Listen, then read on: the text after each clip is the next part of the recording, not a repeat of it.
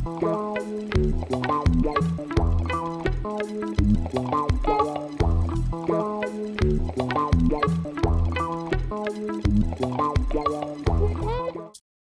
yeah, as Dirk mentioned, my title is The Visual Sphere of an Expanding Thurston Map. And, to start my talk, I, first have to make some basic definitions here, right? I mean, what is a Thurston map? Well, I think for this audience, I don't have to say much about it. I will define what an expanding Thurston map is. Then, of course, I get to the visual sphere of this. And my main theme for my talk actually will be the conformal dimension of a visual sphere of an expanding Thurston map. Again, conformal dimension, I think, was mentioned in some talks before, but I will remind you of the definition. Okay, so let's get started here. First, some references and credits. So many of the basic definitions that you will see in my talk can be looked up in my book with Daniel Meyer about expanding Thurston maps. So this book is available actually on Archive. So you can find many of the basic things in this book. And towards the end of my talk, I will mention some more recent results. And this is a work in progress with Misha Lushanka and also with Dania. Okay, so all right, let's get to the basic definitions here. So quick reminder, what is a Thurston map? A Thurston map is a branch covering map on the topological two-sphere that I like to call S2, with the following property. If you look at the critical points, the points where the map is locally not homeomorphism, then these critical points have a finite orbit under iteration, right? Or to phrase it in other terms, if you look at this finite set of critical points, and if you apply the nth iterates on these critical points and take the union of all these sets that you get, well, then you get a finite set. And this set is called the post-critical set of F. All right, so Thurston maps are branch covering maps on topological two-sphere with a finite post-critical set. So, of course, I have to give you some examples of Thurston maps.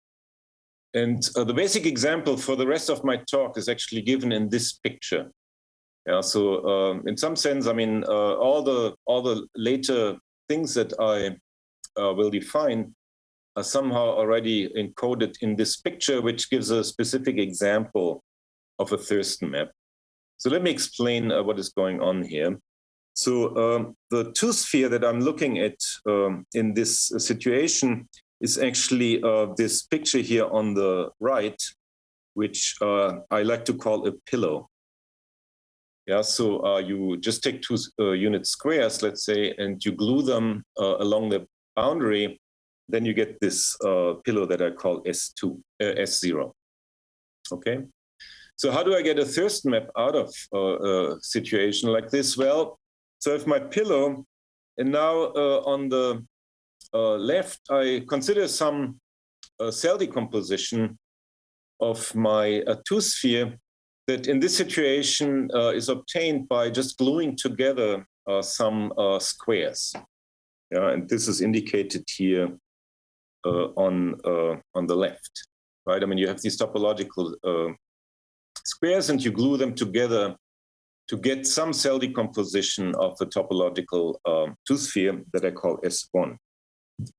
Okay, and well, I mean, to get a map out of that, essentially what I'm doing is I take these small squares, map them to the faces of my pillow, and then do some kind of Schwarz reflection procedure, right? And of course, I mean, I have to be careful how I rotate my squares.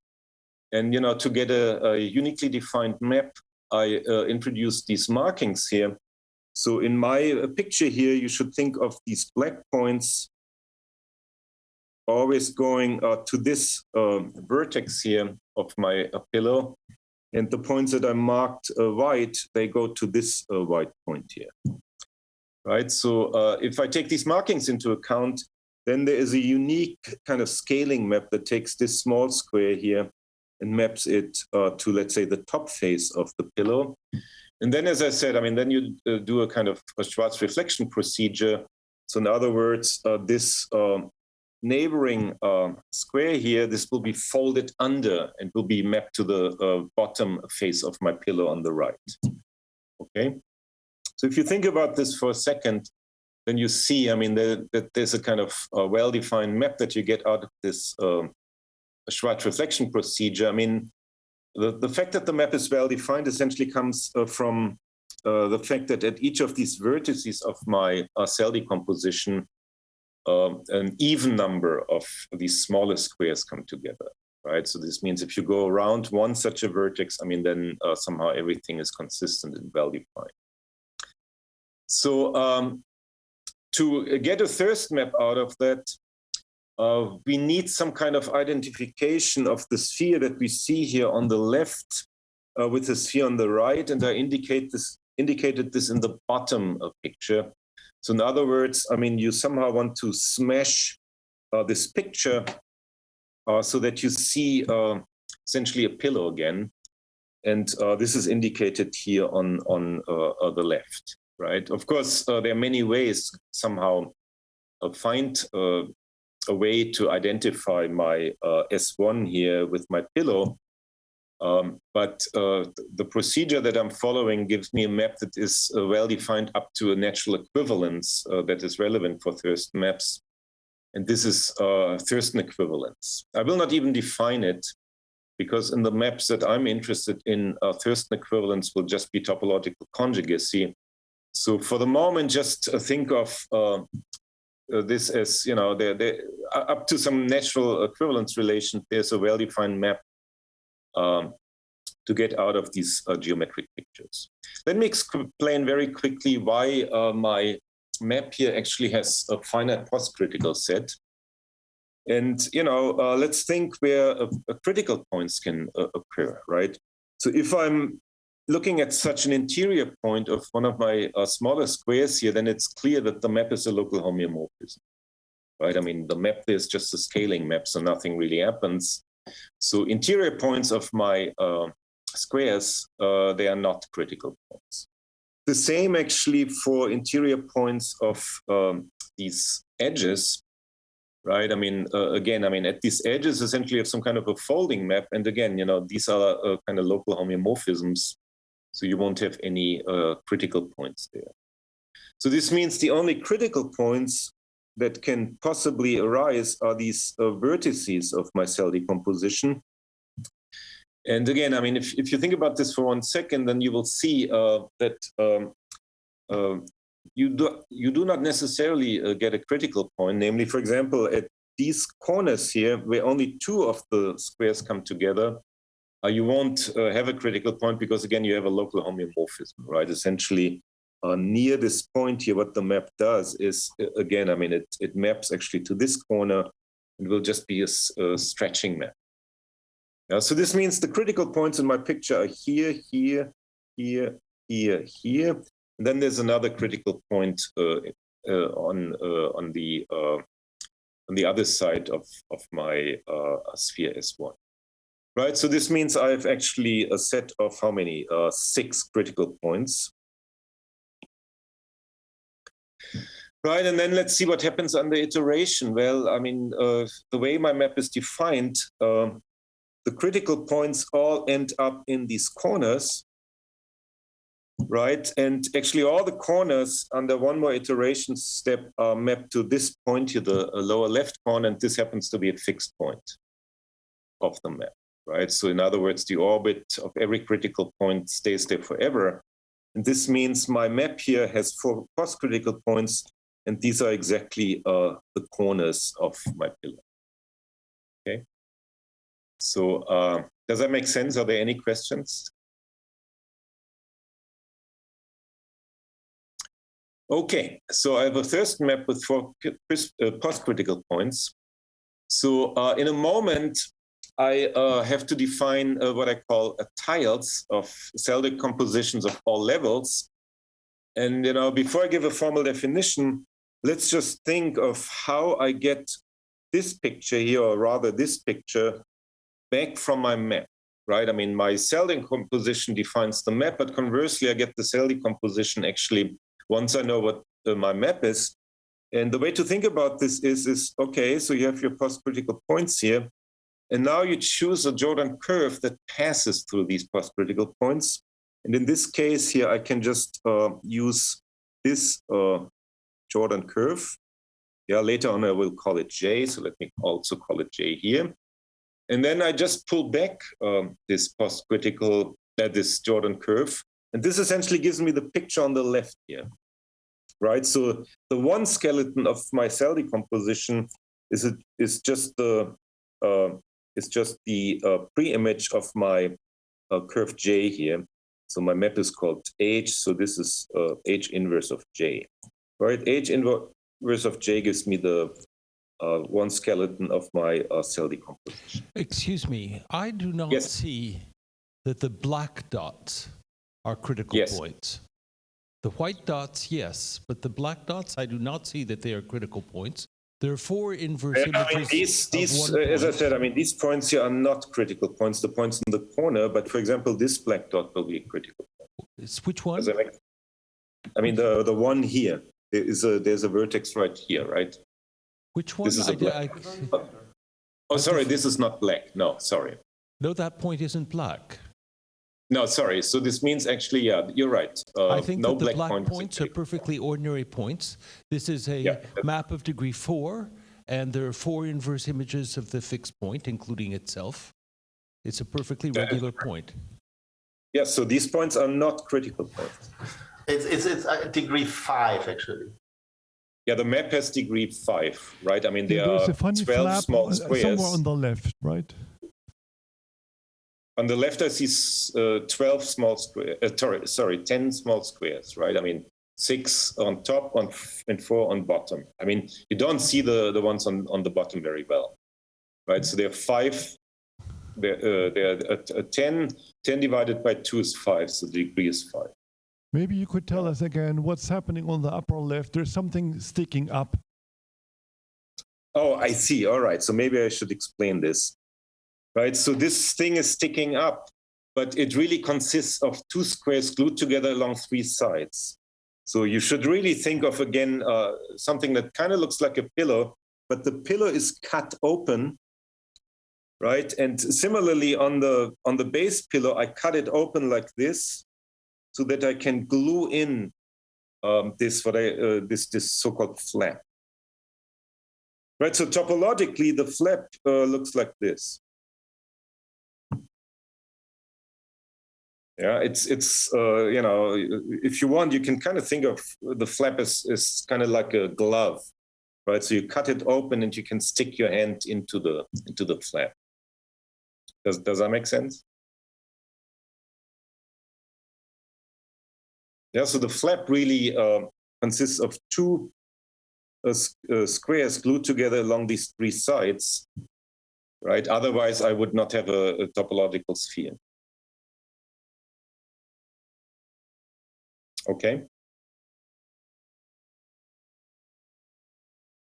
All right. So, okay. So I have my post-critical point. My Thurston map here. It has 6 critical points. None of the black dots is actually critical point, and the post-critical set has 4 points, namely the corners of my pillow here. So I have 4 post-critical points. So I have a branched covering map with a finite post-critical set. So this is a Thurston map. Now, I can also easily explain how I get some kind of fractal object out of this picture. Namely, I essentially just iterate this procedure. And the way to think about this is, you know, in my picture, what I do is I essentially look at my pillow. It has a front and a back side. And I just replace front and back by the corresponding pictures that I see here. Right, so this means my top face will be somehow replaced by this kind of complicated picture, but the bottom face will just be subdivided into 2 by 2 squares. Right. So let me move to the next picture to show you what this kind of looks like. Let me see now. My iPad seems to be stuck here. Okay. Here we go. Right. So this is somehow the picture that I want you to think about. So these somehow give this kind of iteration procedure. And you should think about this in some kind of a schematic way. This is just a way how I somehow glue squares together to get these kind of higher iterates of my first picture, right? So you should really think of this here, these flaps, as glued together out of two squares, one on the front, one on the back, along three of the sides. Yeah, where these bottom edges here are not the same. I mean, the same for front and back. They're somehow glued to different edges of my base, right? And you know, if I have this kind of picture, I can easily iterate it. So the white squares here somehow correspond to the top of my pillow, and the black squares to the bottom. And now I do what I said before in words, right? So the top, the white squares corresponding to the top are always replaced by this picture, and the black squares that correspond to the bottom are just subdivided into 2 by 2, right? And now it's easy to see how to iterate this, right? I mean, how do we get the next iterate? Well, we replace, for example, this white square again by this kind of generator, right? The black squares are just subdivided into 2 by 2, and then you iterate, right? And you can do this forever, and then you get a sequence of some kind of polyhedral surfaces. And the visual sphere of my Thurston map is essentially just what I get if I pass to a limit, right? More precisely, I mean, I could pass to some kind of Gromov-Hausdorff limit. So the visual sphere of my map, I called it H, is what you get if you take a natural limit of the sequence of polyhedral surfaces, right? As n tends to infinity. Right, so this is roughly the visual sphere of this Thurston map H. Right, so does that make sense on an intuitive level? Any questions about this? Okay, so yeah, let's keep this in mind for my more formal definition that I will give now. So let me tell you how you actually do this in great generality for an arbitrary Thurston map. So for an arbitrary Thurston map, well, I mean, you look at the post-critical set, and very similar to what we did a moment ago, I mean, you fix a Jordan curve in my underlying sphere. Jordan curve is just a topological circle passing through my post-critical set, okay? And now I just pull back this Jordan curve by iterates of my given map. And well, then I get some kind of a one skeleton of a cell decomposition. And the complementary components of this set, they will be essentially these kind of sets that correspond to my small squares, right? So they will be, one can show that they are topological two cells.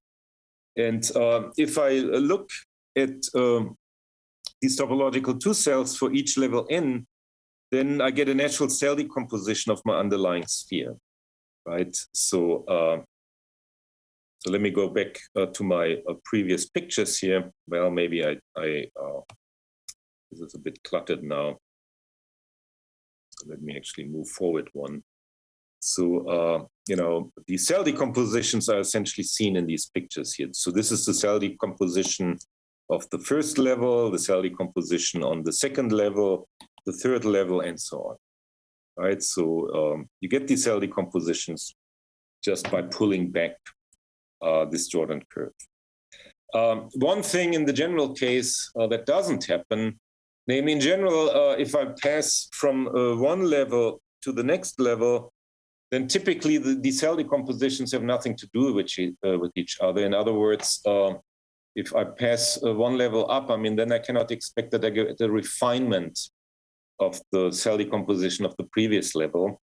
But if the curve is invariant, as was the case in our example H, then actually the cell decomposition on the next level somehow refines the cell decomposition on the previous level. In other words, if I look at an n tile of level n, then it is somehow subdivided into tiles of level n+1, right? But in general, these curves don't have to be invariant.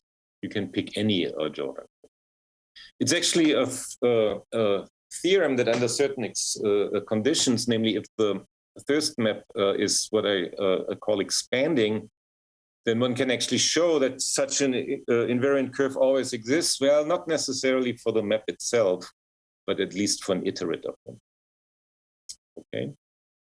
Yeah, so this notion of expanding is given here. So I look at my tiles on these levels n. I fix an arbitrary metric that somehow gives me the topological, gives me the given topology of my sphere. And I look at the diameter of these tiles, and the requirement for expansion is that this diameter tends to 0 uniformly as the level tends to infinity, right? So intuitively, this just means that if I look at these tiles of higher and higher level, then they get smaller and smaller. As you see, for example, in my example here, so my map H is an expanding Thurston map.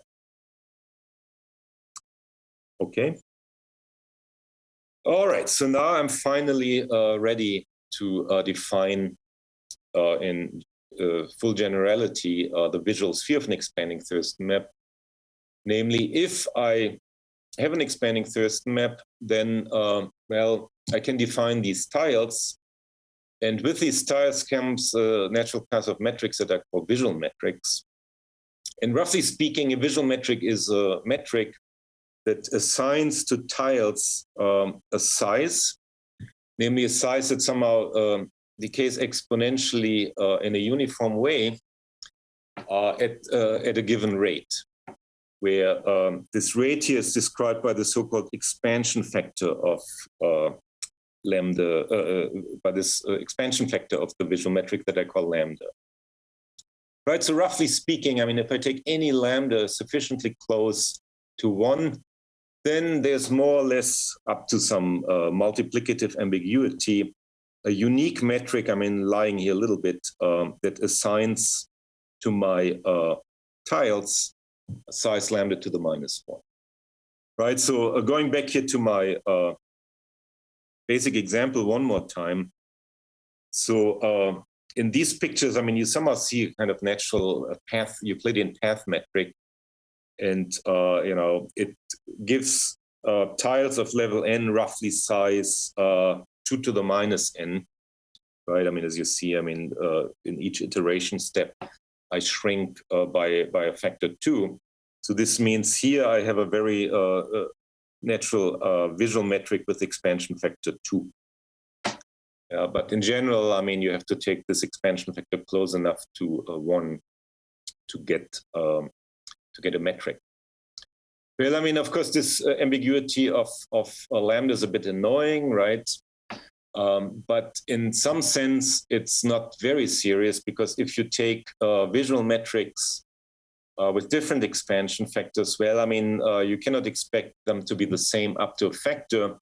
But if you snowflake one of the metrics, if you raise one of the metrics to a suitable exponent, then you actually get metrics that are the same up to a multiplicative factor, right? So this means for an expanding Thurston map, these visual metrics are well-defined up to a natural equivalence that I call snowflake equivalence, right? So two metrics are snowflake equivalent if I have a relation of this type. Right, so this somehow means, I mean, if I define the visual sphere of my expanding Thurston map by just picking one of these visual metrics, then I don't really get a fully well-defined metric object. I get a metric object that is just well-defined up to this kind of snowflake equivalence, right? And if I'm interested in properties of my visual sphere, well, then I always have to keep in mind that the properties that are meaningful should at least, respect this snowflake equivalence. So to give you an example, it doesn't really make sense to talk about rectifiable curves on my visual sphere because they are immediately destroyed if I snowflake my metric, right? But let me tell you some other properties that do make sense. So here's some basic theorem that records some basic properties of these visual spheres. So if I have an expanding Thurston map, there's a small technical assumption, namely I want to require that there are no periodic critical points. Then if I look at my visual sphere of my Thurston map that I get by picking any visual metric, then I get a property that is called ALLC, annually linear locally connected. So I don't even want to define what this means. For the experts will know what I mean. For the non-experts here, it essentially means that my spheres doesn't have cusps sticking out like this, right? So this is a condition that somehow is very similar to how one defines a quasi-circle, but just one dimension up. Okay, so all I'm saying here is these visual spheres have good somehow topological properties. They also have good measure theoretic properties. Namely, these visual spheres are always alphas regular, where the exponent of alphas regularity depends on this expansion factor lambda, right? So as I said, I mean, lambda has to be very close to 1. So roughly speaking, what this means is we should think of our visual sphere as some kind of a fractal object with a very large Hausdorff dimension. I will remind you in a moment what I mean by alphas regularity, but just one word here that somehow connects the dynamical properties of my map with the geometry of this fractal sphere, namely the Hausdorff Q measure in this case is a very natural measure that comes up in dynamics, namely it's the measure of maximal entropy essentially, right? So remember, the measure of maximal entropy of a map is just a measure that maximizes the measure theoretic entropy. And, it's a well-known theorem that this is equal to the topological entropy that you can easily compute here for these expanding Thurston maps. Namely, it's just the logarithm of the topological degree of the map. Right. So what I'm saying here is somehow the measure theory of my fractal sphere encodes this natural measure of maximal entropy. Okay. Let me see. So what do I want to do next? I wanted to quickly remind you of alphas regularity, right? So a space is alphas Q regular if the Hausdorff measure of a ball of radius r roughly behaves like r to the q, up to some fixed multiplicative factor, right? So I think this probably has come up in previous talks. I don't have to spend much time on this. All right, so I think I've now given you some, precise definition of this visual sphere of an expanding Thurston map. I also gave you some example to think about this in intuitive terms. So now I want to define the conformal dimension of this visual sphere. And for this, I quickly have to recall what a quasi-symmetric map is. So if I have two metric spaces X and Y, and if I have a homeomorphism between these two spaces, then I call the homeomorphism quasi-symmetric if essentially it distorts relative distances given by ratios of distances in a quantitative way. And the quantitative control is given by this kind of distortion function eta here, right? I will give you a more intuitive picture in a moment. So, if you've never seen this, you can think of quasi-symmetric homeomorphisms as homeomorphisms that somehow that give control for relative distances. And this leads to a natural equivalence of metric spaces. Namely, I call two metric spaces quasi-symmetric equivalent, well, if there is a quasi-symmetry from one space to the other. Okay. So here's a more geometric way to think of quasi-symmetric maps. Namely, roughly speaking, a quasi-symmetric map is a map that takes metric balls in the one space and maps these metric balls, well, not to balls in the other space, but to kind of quasi-balls, I mean, roundish objects with the property that if you look at a naturally defined in radius of this image and a naturally defined out radius, then this ratio of in radius to out radius is uniformly controlled independently of what ball you take in the pre-image. Right? So this is a bit different than the condition of bi-Lipschitzness that you probably all know, right? For a bi-Lipschitz map, you would require not only that these radii R1 and R2 are comparable, but that they're also comparable to the original radius R here, right? So this characterizes bi-Lipschitz maps. And, this is a stronger condition than quasi-symmetry. So every bi-Lipschitz map is a quasi-symmetry. So here's a quick run through some properties of quasi-symmetric maps, right? So, this is somehow a thing to remember about quasi-symmetries. They are homeomorphisms that map metric balls to somehow roundish sets of uniformly controlled eccentricity. And, all of you know what a quasi-conformal map is, right? I mean, these conditions are closely related. So you should think of quasi-symmetry somehow as a metric space and global version of quasi-conformality. Here are some kind of general implications. So as we have just seen a moment ago, bi-Lipschitz maps are quasi-symmetric maps, and these kind of snowflake equivalences, right? Bi-Lipschitz maps up to this snowflake operation.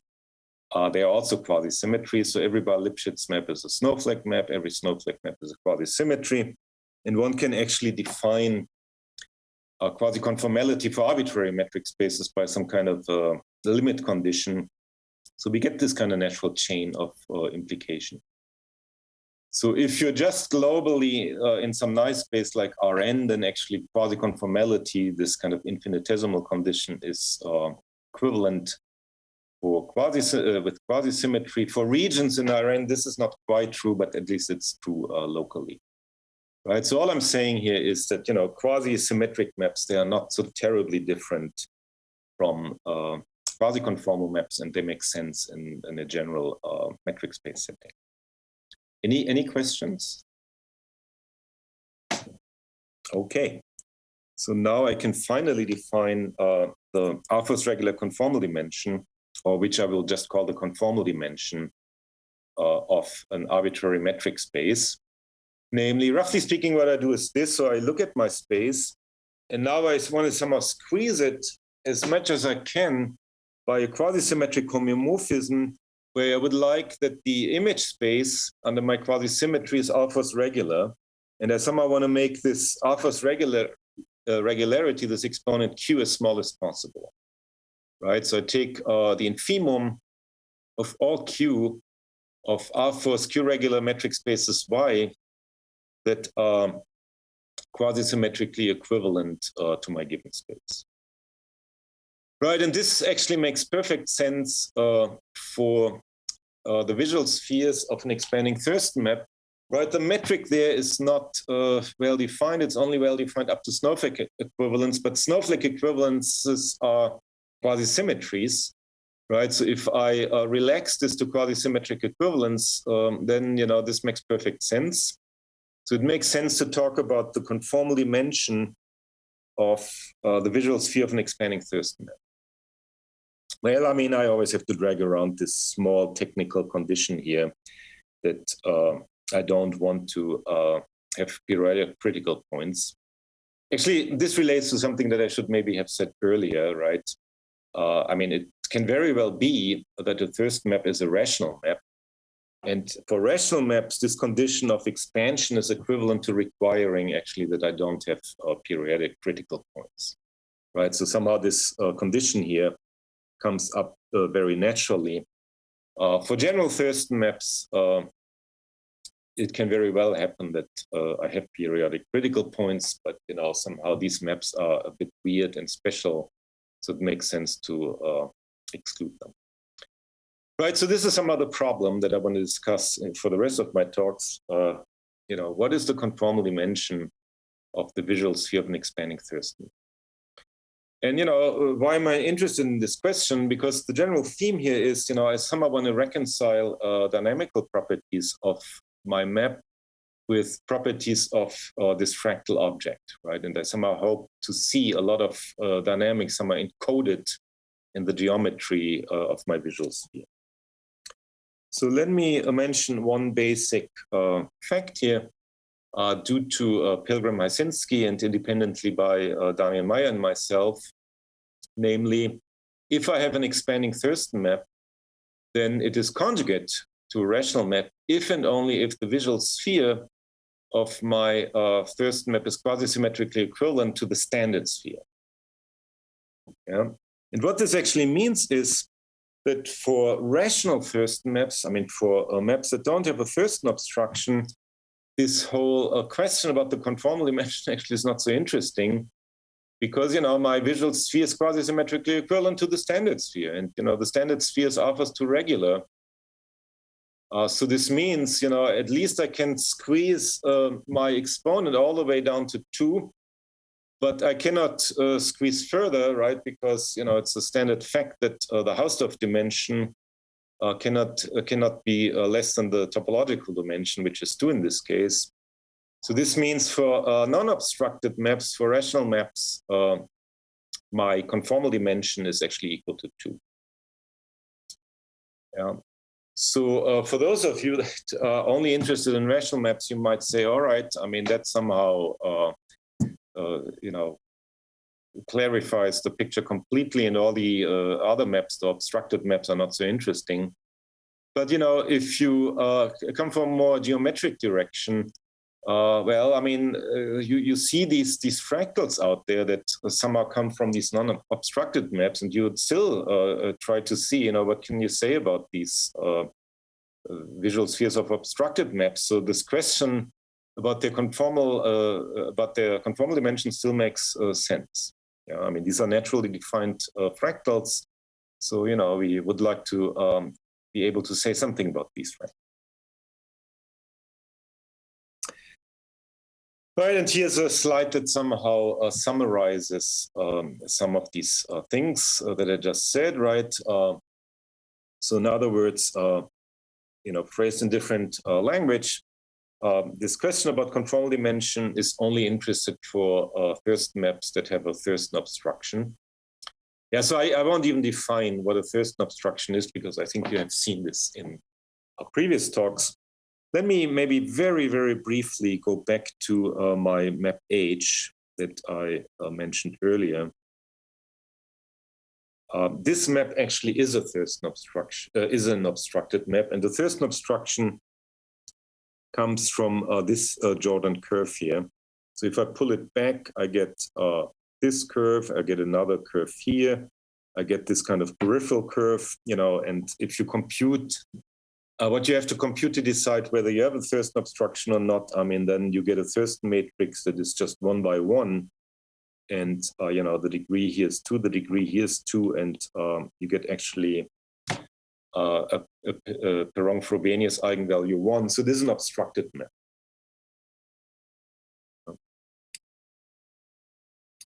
So, these are the maps that are the only interesting maps for this question of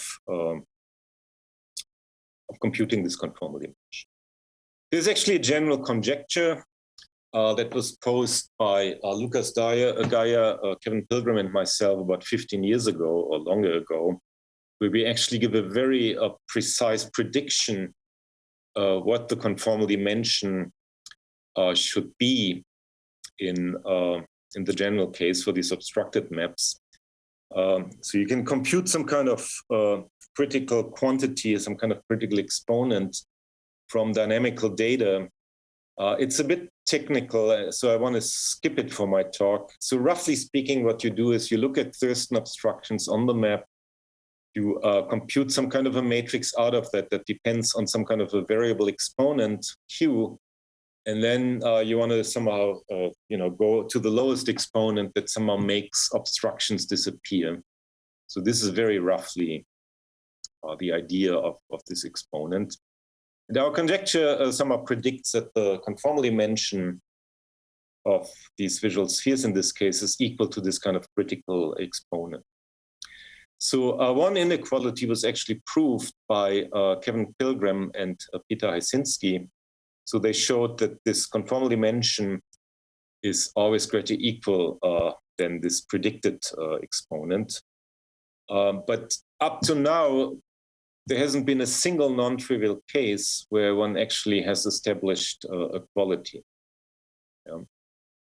So for our map, for this map H, the prediction actually is that the dimension of the visual sphere in this case is equal to 2. I mean, you can compute this critical exponent in this case, and it predicts that the dimension in this case is 2. So intuitively, I mean, what this somehow means is that, well, you have this kind of fractal sphere in this example. And, these fractal spheres have these flaps. Let me go back to the picture. Right. I mean, for this example H, I mean, you get this fractal sphere that you somehow get out of the iteration of this picture. And in this case, we predict somehow that the conformal dimension is equal to 2. And intuitively, what this means is that you should be able to somehow shrink all these flaps that stick out from my base to something very, very small by a quasi-symmetry so that you almost don't see it anymore. Right?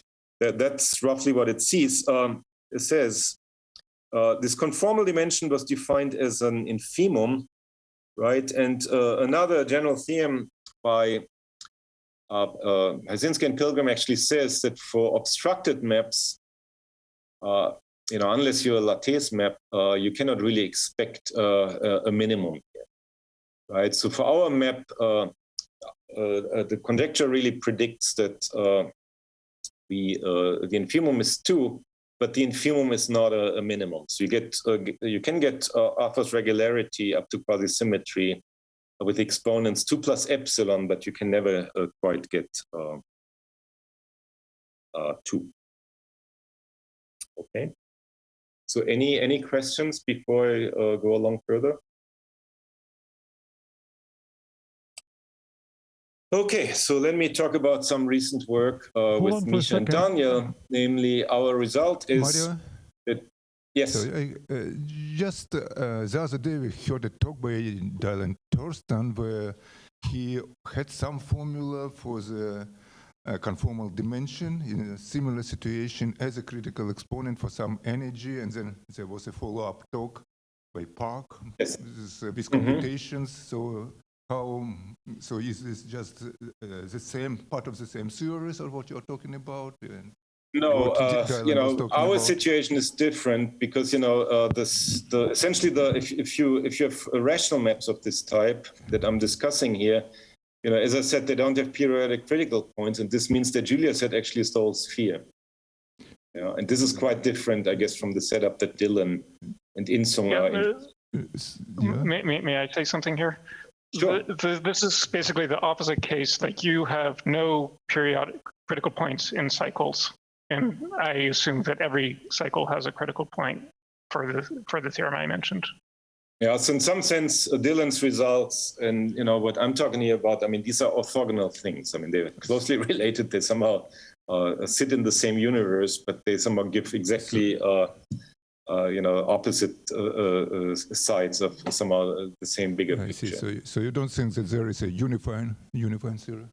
Well, that's a very interesting thing, right? I mean, Dima Dutko and I think Laurent Bartholdi, right? I mean, they somehow created a theory of these kind of Thurston maps, expanding Thurston maps that also allow, I think, periodic critical points.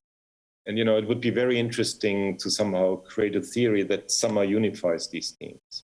Thank you. Actually, since Misha, since you mentioned Dylan's talk and these kind of energies, I think, with these energies, Dylan probably gave a very similar kind of definition of some critical exponent. And this exponent here that I mentioned is defined in a very, very similar way, not with energies, but with some expressions that are very, very closely related. Yeah. I have a paper with 4 co-authors where we blow up periodic critical orbits and pre-images, and we obtain a situation without periodic critical points. That's actually right. I mean, there is a kind of way to take a Thurston map with periodic critical points and somehow blow them up, but then you get, then you still don't get an expanding Thurston map in my situation, unfortunately.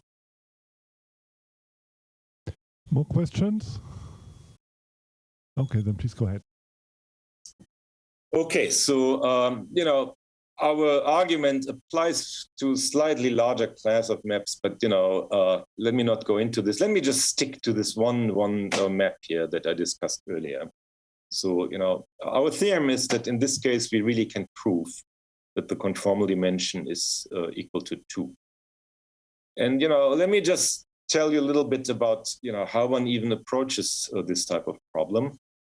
Right. All right. In this case, 2 somehow is a trivial lower bound because you can never go beyond the topological dimension, which is 2, of course, for a 2-sphere.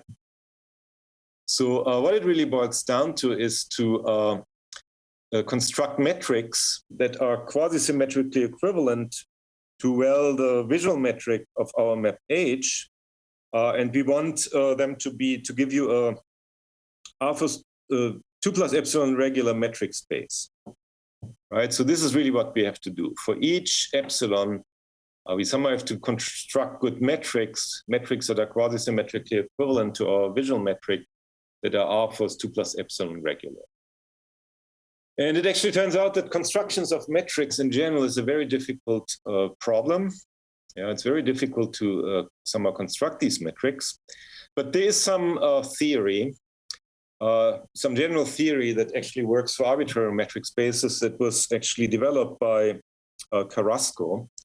So he has a general theory that somehow solves this problem of constructing of metrics and translate this into a problem of discrete modulus.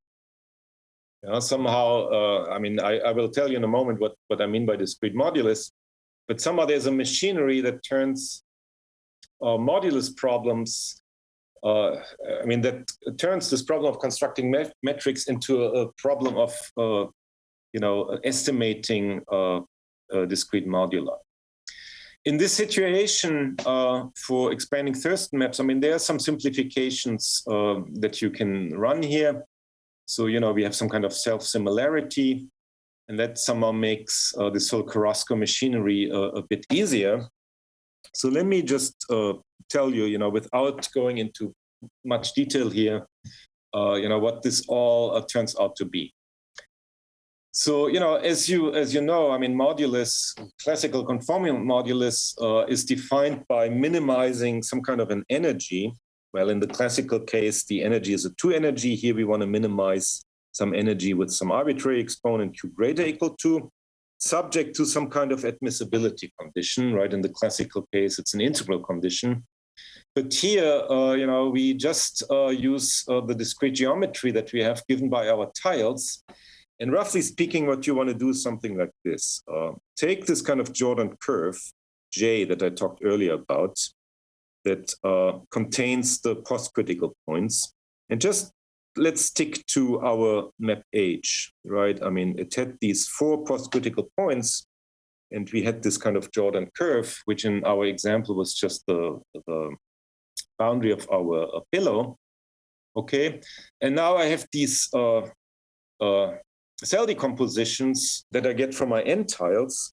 And what I essentially want to do is I want to look at chains of these tiles, so things that look like this, that join non-adjacent sides of my Jordan curve, right? In this case, my Jordan curve is naturally subdivided into 4 edges, right? And, I call 2 edges non-adjacent, well, if they are kind of opposite, right? So, this would be a chain that joins opposite sides. Of course, I can also have something like this here. right? And now what I do is I put a weight on all my tiles, and my admissibility condition is that whatever weight I put, it should satisfy the property that for these chains joining opposite sides, the sum that I get from my chain of all these weights is greater or equal 1. Right? I mean, this completely corresponds to the usual integral condition that you see in the definition of classical conformal modulus. And now what you do is you just minimize the LQ energy of the given weight subject to this admissibility condition. Okay, this gives you this discrete modulus. Well, it depends on this exponent Q, of course. Well, of course, it depends on the given map, and it depends on this level n, right? Because it enters by looking at what tiles I actually use for these chains. Okay, so for given Q and for given n, for given map n, I get this kind of combinatorial quantity that I call MFQN. And now one can prove the following version of the Karaska theorem, namely, if for given Q, this MNQ is small enough for some n, then there exists a metric that is Q regular and quasi-symmetrically equivalent to the visual metric. This is really the version of Karaska's theorem in this case. I cannot say anything about the proof here. I mean, roughly speaking, I mean, it boils down to considerations that Daniel and I used in our book when we constructed visual metrics. Yeah, so roughly speaking, the metrics that you get will be metrics so that the diameter of tiles is equivalent up to a constant to some other optimal weight function, very roughly. Okay. What is the n in x to the n? Say it again. What is the n in x to the n? N is the level of tiles. Look, I mean, in my definition. Oh, it's the tiles at level n. Okay. Yeah, it's tiles of level n, right? So for each level, I get a different quantity. And these quantities for different n are actually related. This is on my next slide. So I have some kind of submultiplicativity here. Yeah, so this is a fact that follows essentially from, well, the self-similarity of my visual sphere.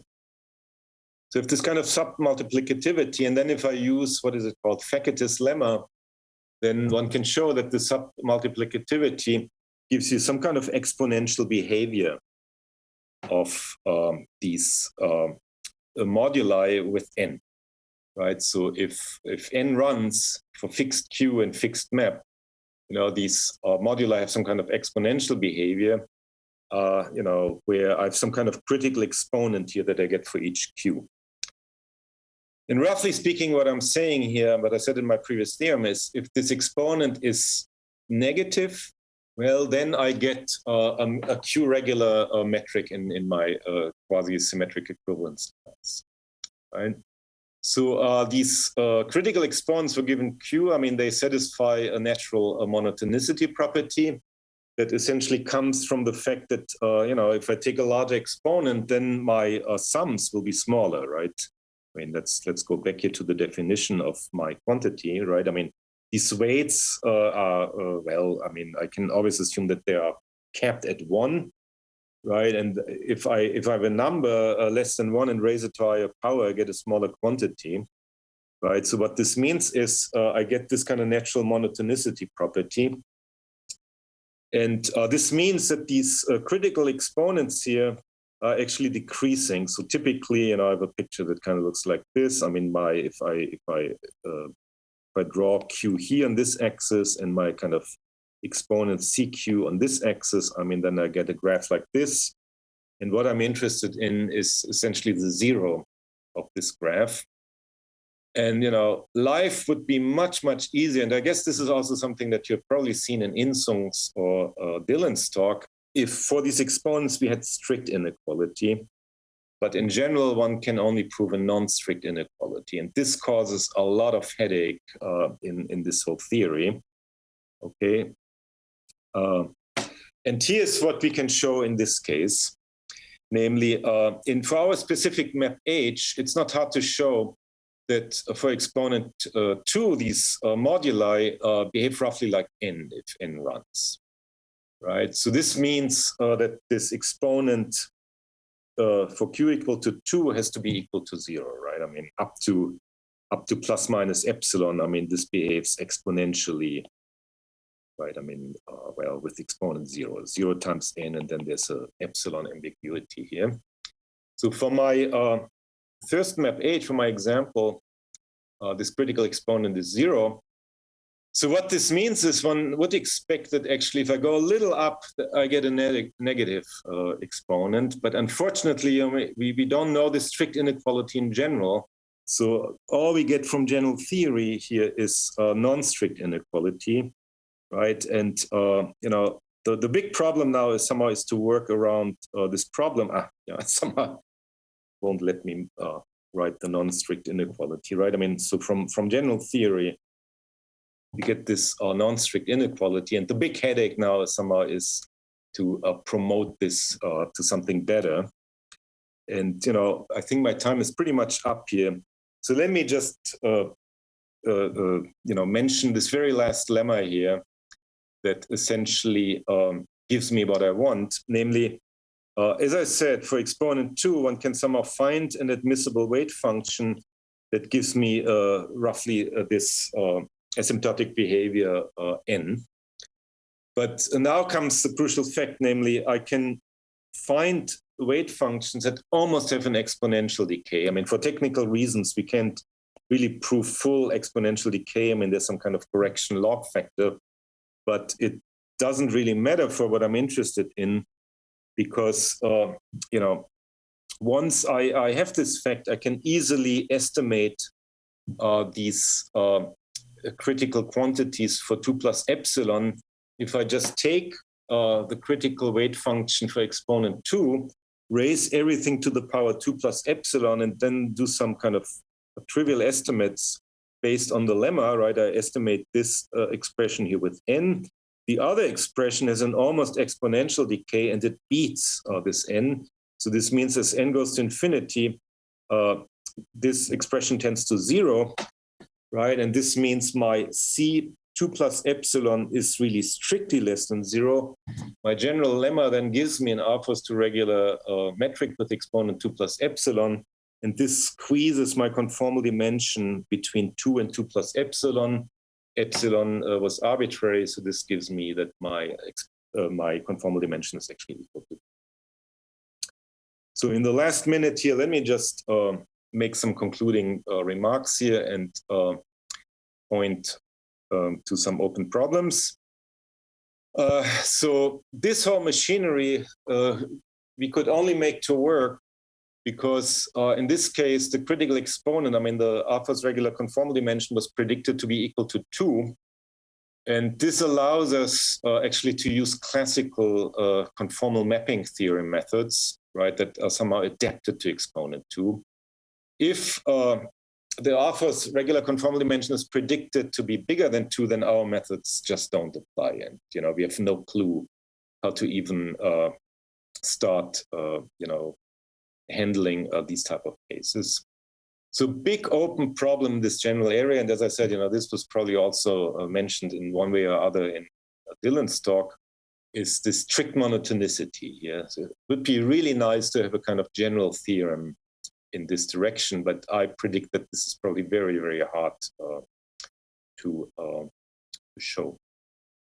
A general question that is interesting and independent of this whole discussion of conformal dimension is, what are the sum of properties that are encoded in these visual spheres? So one interesting thing is, if I look at my visual spheres for an obstructed map, how do I actually see Thurston obstructions there? So this is something that a former student of mine explored, Angela Wu. And this is also something, that Misha Flushanke and I have been talking about. So it would be somehow very interesting to reprove Thurston's theorem, about the existence of Thurston obstructions for non-rational maps from this point of view of fractal geometry. Okay, so yeah, that's all I have to say here today. So thank you very much.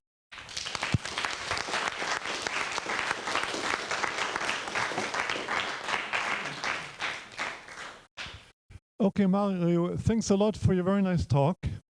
Let's have some time for questions, perhaps starting with the online participants.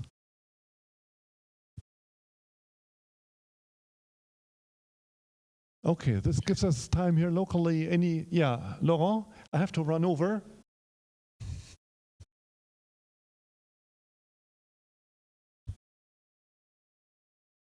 Yeah, I went for 60 minutes. I wasn't sure. I mean, maybe I should have gone for 50 minutes with 10 minutes for discussion. Yes, hello, Mario. So Hi. it seems that really the problem is constructing this clever function W. So can you tell us a little bit more about what it is? Like it gives very small weight to the flap, presumably. It's actually not defined in an explicit way. Roughly speaking, what you do is this. I mean, you take your kind of fractal pictures on the nth level. Let me just schematically indicate it like this. Right? I mean, you had these pictures. And now what you do is, this is a polyhedral surface. Let's just look at one side of it. This is a polyhedral surface. Polyhedral surfaces carry a natural conformal structure. So this means, I can map this. I can use conformal maps to map it to whatever I like it to be. And, I have these 4 post-critical points. So it makes sense to look at conformal maps that map this to actually a rectangle. And actually it turns out that the height of this rectangle, if I normalize the bottom size to be 1, to this natural conformal map, let me call it phi n, actually maps it to a rectangle of roughly height n.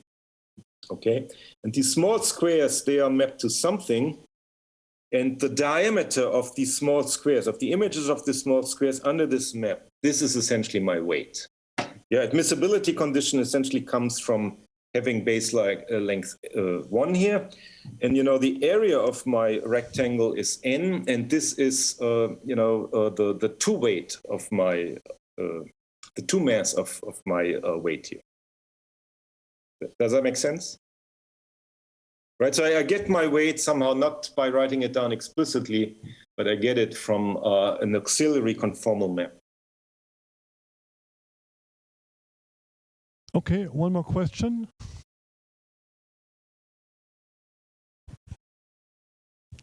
So this is a question about the conjecture that you...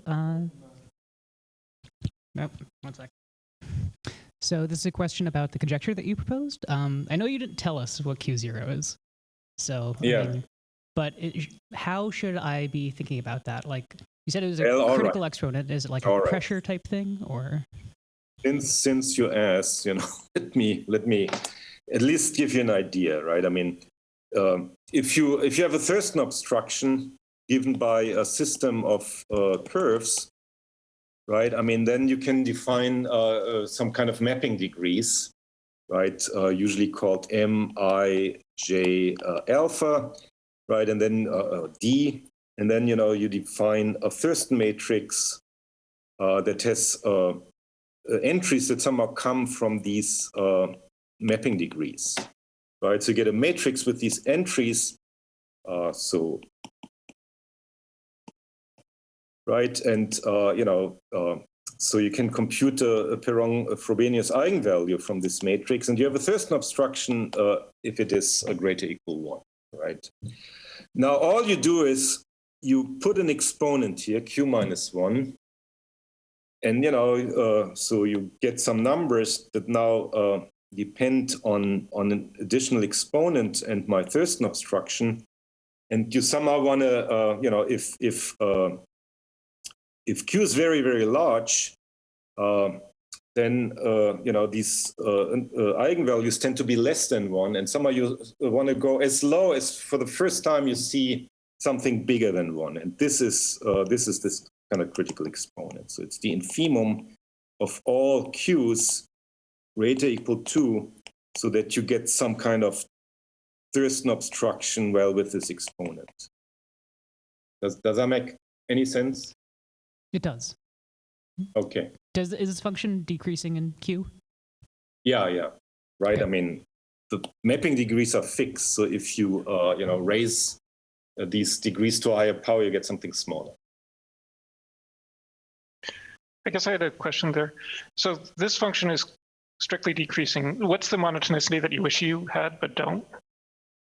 Well, look, I mean, let me go back here to my slides, right? I defined these kind of quantities, right, from a discrete modulus problem.